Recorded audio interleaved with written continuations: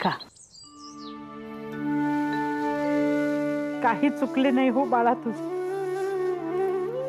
आईची आठवण आली हे बरोबरच आहे.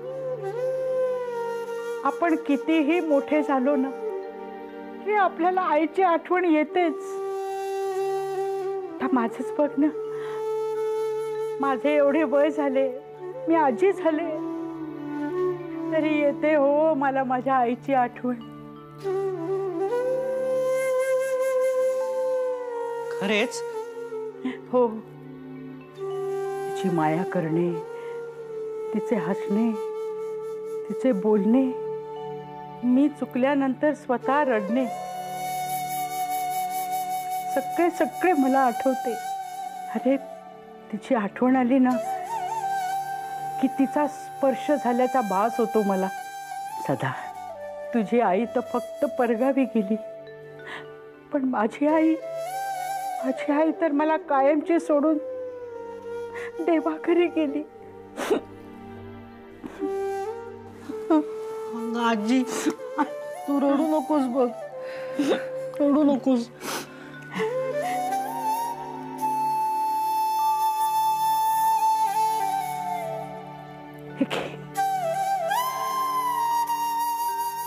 काही चुकले नाही हो तुझे. आईची आठवण येतेच, हे अगदी बरोबर आहे. सगळे ओरडले ना तुला, ओरडू दे, तुझं काही चुकलं नाही, काही चुकलं नाही. हा बाळा, काही चुकलं नाही.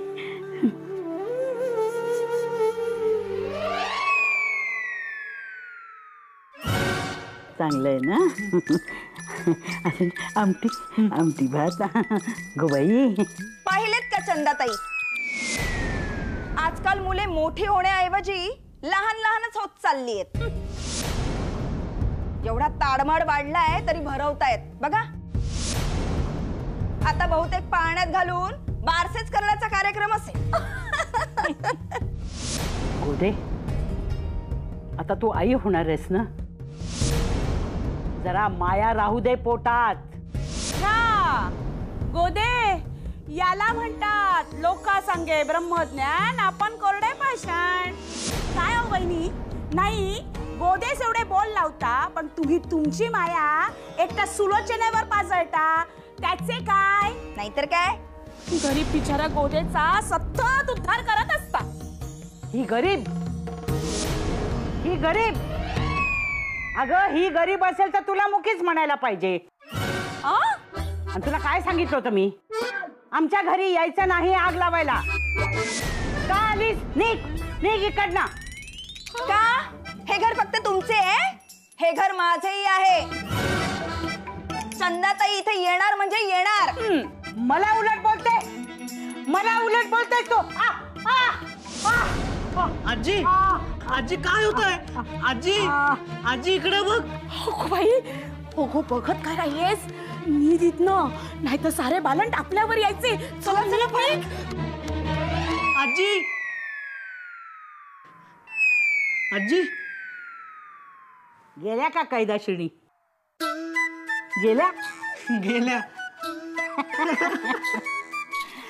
आता मी तुला भरवते. सुलोचना नाही म्हणून का यशोदेला बोलवू भरवायला? कसं आहे? चांगलं. एक घास काऊचा आणि हा घास चिवचा. चिव चिव. हा घास काऊचा. येऊ का?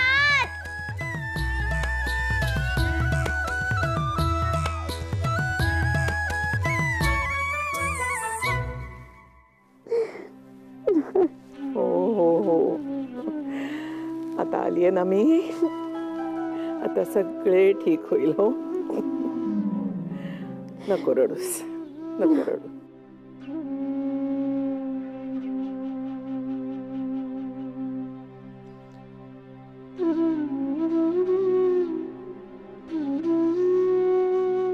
आई सौभाग्यवती भवा.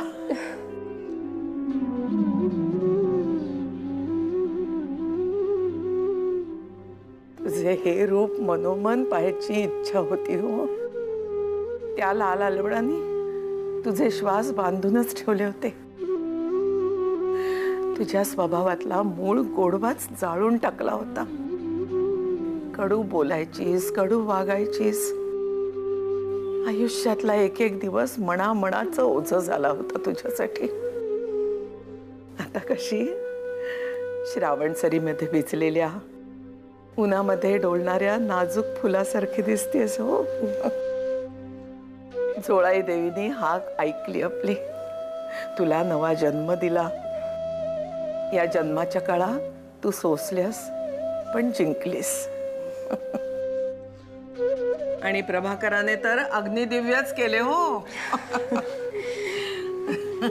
औक्षवंत हो, औक्षवंत. या ना या. मी पाणी आणते.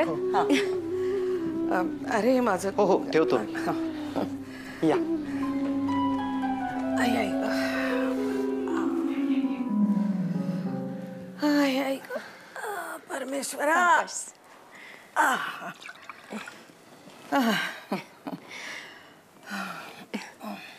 पण आई तू कशी आलीस? मीही आले पळून. आळंदीला गेले गावातल्या बायकांसोबत. दर्शन घेऊन परतीच्या वाटेवर आले पुण्यात. आपल्या दामल्यांचा मुलगा इकडे नोकरी करतो, त्याला घेऊन आल्या सोबत. त्यानंच शोधलं तुम्हाला. फार अवघड गेले नाही हो. तुमच्या कामाचा पुण्यात डंका आहे हो, चांगला आणि वाईटही. कुणी आरती ओवाळतात, कुणी बोटे मोडतात. पण विधवा पुनर्विवाह मंडळ प्रसिद्ध आहे यात शंका नाही. पण आई, तुम्ही मोठे धाडसच केले आहे. मग शेवटी बल्लाळराव परचुरे यांची पत्नी आहे ती. काय हे नव्हते ठाऊक? आत्ता कळले की हा वारसा कुठून आला. नमस्कार करतो. सुखी व्हा, यशस्वी व्हा. फार मोठे काम करतात हो तुम्ही, तेही जीवावर उदार होऊन. आता या वयात फार मदत नाही करू शकणार मी, पण भरभक्कम आशीर्वाद मात्र देईन. शिवाय एक जबाबदारी आणखी घेऊ शकते. तुमच्याकडे येणाऱ्या विधवांना, परित्यक्तांना मायेचा आधार देण्याचे काम करू शकते. त्यांना 4 समजुतीच्या गोष्टी सांगू शकते. त्यांचे आयुष्य मार्गी लागेपर्यंत प्रभाकर, नर्मदा आणि मी, आमचे कुटुंब त्यांचे माहेरच होईल. पण आई, पालगडास आपल्या घरी समजेल तुम्ही पुण्यास आला आहात ते. मग समजू दे. आता त्या घरात काय अपमान व्हायचा बाकी राहिलाय? शंकर भाऊजींना तर मी नकोच होते त्या घरात. नवमतवादाचा वाराही नकोय त्यांना. पण वयो आहे हो तिथे, ती हा दिवा विझवू द्यायची नाही. तेव्हा त्यांचा विचार नको आता. आता सुखाने माझ्या मुली बरोबर राहू दे मला. तिच्या संसाराला मदत करू दे. पुढचे पुढे. हाय.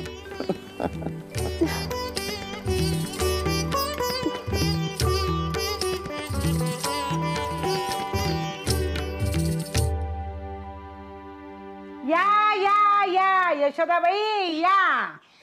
आजी आईने लाडू पाठवलेत. हो दे. घे रे, बसायला घे ना काहीतरी. अहो अरे घास घे. शाबास.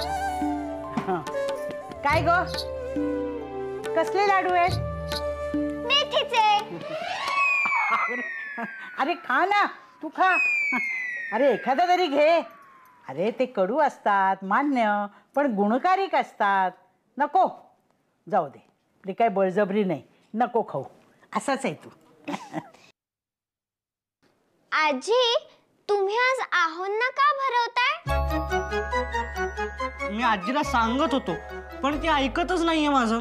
काही हरकत नाही. आपण आता मोठ्या माणसांकडून सगळे लाड करून घ्यायचे. मला तर खूप आवडतं. मला सुद्धा आजी भरवते. पण मी आता मोठा आहे. हो हो मोठा झालोय. अगदी दुधाचार्य झालाय. घे मोठा घास घे. हो मग आता मला गोदा काकू आणि चंदा काकू पण हसत होत्या. हसतील त्यांचे दात दिसतील. हो की नाही हो आजी? हो तर हे घे घास. घास राहिला. अरे मनाला नाही लावून घ्यायचं बाळा. त्याने थोडासा विरंगुळा आणि आपली थोडीशी करमणूक. हो. आणि माझी मोठी आजी म्हणते समोरचा कसा का वागेना आपण त्यातले चांगले पाहावे आणि आपण आपला स्वभाव धर्म सोडू नये. अगदी बरोबर. बरं यशोदे तू काही खाणार का? नाही नको. मी आत्ताच लाडू खाऊन आले. पण आजी गोदा काकू कुठे आहे? मला त्यांना काहीतरी विचारायचंय. काय आहे काहीतरी. जाऊ का? मग जा की. त्यात विचारतेस काय? आलेच मी. हो. आजी यशोदेला का पाठवलेस गोदा काकूकडे? का? ती चांगले वागणार नाही. पण यशोदा चांगलं वागेल की. आणि लक्षात ठेव चांगल्या समोर वाईटाचा नेहमी पराभवच होतो. आलं लक्षात? आता खा. राहिलेला भात खाऊन टाकू. टाकू नये अन्न असं. शाना. कसं गोड आहे की नाही? असं रोज व्यवस्थित जेवायचं. शाना. हसताय काय? मोठी बिलंदर आहे हो म्हातारी. आधी चांगली तोंड वाजवत होती. मग आम्ही वाजवले. तशी एकदम छातीत दुखताय म्हणून पडली. आमच्यावर येईल म्हणून घाबरून आम्ही पळालो.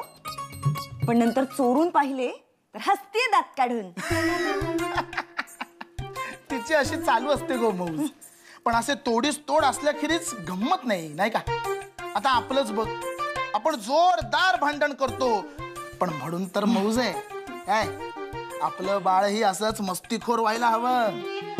त्या सदासारखं रडू पाहिजे नको. तुझ्यासारखं तिखट होऊ दे. तिखट. आणि तुमच्यासारखं गोड सुद्धा. इश्श आम्ही नाही जा.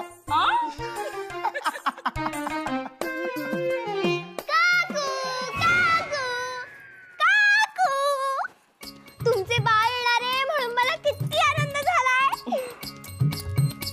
अगं किती वेळा सांगणार आहेस? सांगितलेस ना त्या दिवशी. पुरे आता. पण मला इतका आनंद झाला की सारखे सांगावेसे वाटते. ठीक आहे. मला माझं काम करू दे. तुझा आता. जाते. पण मला एका प्रश्नाचे उत्तर हवे होते. मी सगळ्यांना विचारून झाले पण कोणीच नीट उत्तर देत नाहीये. प्रश्न मला विचार.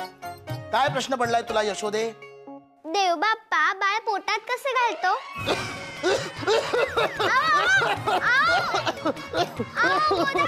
तुम्ही तरी सांगा.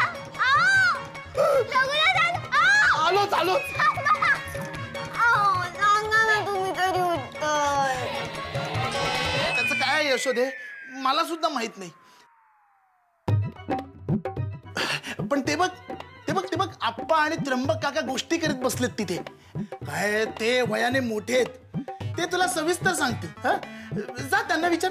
जा.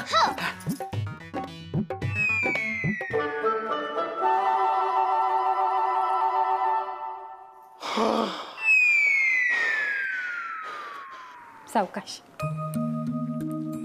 ताई एक उत्तम बातमी घेऊन आलोय. असे काय ती? आपल्या सदाचे तर लग्न झाले. आता बाबू आणि नानूचे पाहायला हवे. भाऊजी अहो हळूहळू करू सुरुवात. मुलगी माहितीतली असली म्हणजे बरे नाही. हो हळूहळू काय, मी मुळी उत्तम स्थळच घेऊन आलोय. एका दगडात दोन पक्षी. म्हणजे म्हणजे म्हणजे एकाच घरातल्या दोन भावांसाठी एकाच घरातल्या दोन बहिणी. हो भाऊजी काय सांगताय काय? मग माझ्या स्नेहांचे वडील बंधू चंद्रकांत बर्वे, मुक्काम रत्नागिरी यांच्या 2 मुली लग्नाच्या आहेत. उत्तम कुटुंब आहे. मुलींना 3 भाऊ, बहिणी या दोघीच. सांपत्तिक स्थिती उत्तम, शेतीवाडी आहेच. शिवाय वडील सरकारी नोकरीत आहेत. आंब्याच्या बागा आहेत, मुली संस्कारी आहेत. बाबू आणि नानूस अगदी साजेश आहेत. आता बोला. अहो मी काय बोलू आता, पण मी घरी गेले की अगदी लगेच बोलते हो यांच्याशी. बाकी तुम्ही आणि नीलू आहातच पुढची बोलणी करायस. बहिणी बहिणीत जावा झाल्या तर अगदी साऱ्यांच्याच सोयीचे नाही. छान आहे, अगदी छान आहे. मला पसंत आहे. पण मला नाहीये ना पसंत. मला मुळात लग्नच नाही करायचे. अरे बाबू बाबू आई असे सारेच म्हणतात लग्न होईपर्यंत. त्याच्याकडे लक्ष नको देऊस ताई.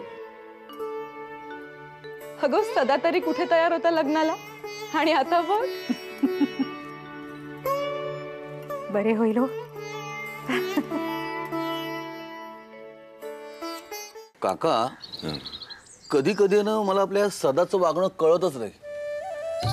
म्हणजे बघा ना, एकीकडे त्या नवमतवादाने प्रभावित होऊन धाडसी वक्तव्य करायची आणि दुसरीकडे अंधाराला घाबरायचे. बरं, आपल्या बायकोला भेटायला रात्रीच्या अंधारातच जातो हा. काय म्हणावे त्याला. अरे आता लग्न लावून दिले ना त्याचे, त्याची बायको त्याला वटणीवर आणते की नाही बघ. हे मात्र खरे.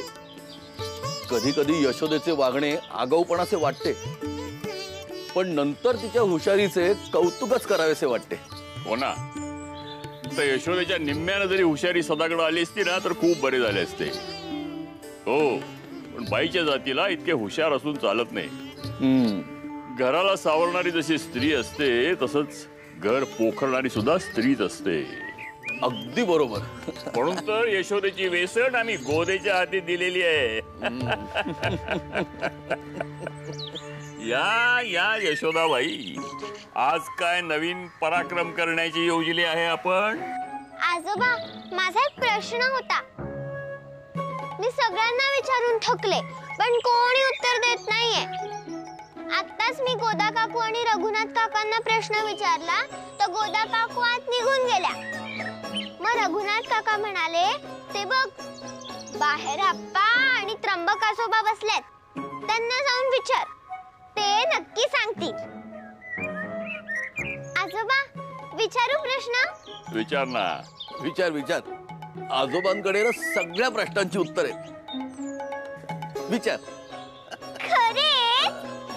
मग आजोबा मला एक सांगा, बाळ कसे होते?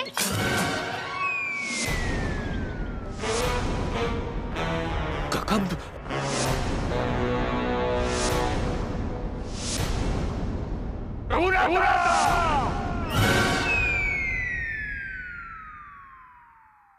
नाही नाही, मला नाही जायचं शाळेत. पण का? नाही, घराबाहेर जायची भीती वाटते. अजूनही आलवण सोडून मी सवाष्ण झालीये. मी सौभाग्य अलंकार धारण करते हे आठवूनही जीवाचा थरकाप होतो माझ्या. असे वाटते की कोणीतरी येईल आणि सारे हिसकावून दे. बाहेर गेले तर लोक नावे ठेवतील, कदाचित दगडही मारतील.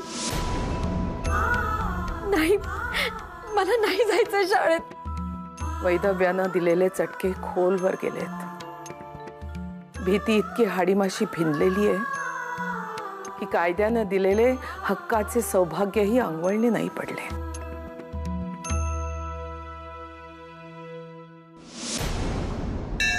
आई जोळाई, मला माहितीये ही रात्रीची वेळ आहे आणि या वेळी मी फक्त आणि फक्त तुझी विचारपूस करायलाच यायला हवे, काही मागण्यासाठी किंवा सांगायसाठी नाही. पण आज परिस्थिती थोडी वेगळी आहे. अगं, आईला की नाही निर्मदा आत्या आणि प्रभाकर दादाची काळजी वाटते. मी तिला समजावलं की आजी तिला भेटणार आहे, त्यामुळे तिला काही होणार नाहीये. पण तरी तिला भीती वाटतेच आहे. आणि हा त्यांचा जीवन मरणाचा प्रश्न आहे, म्हणून मी तुला सांगायला आले. त्या तिघांना सुखरूप ठेव.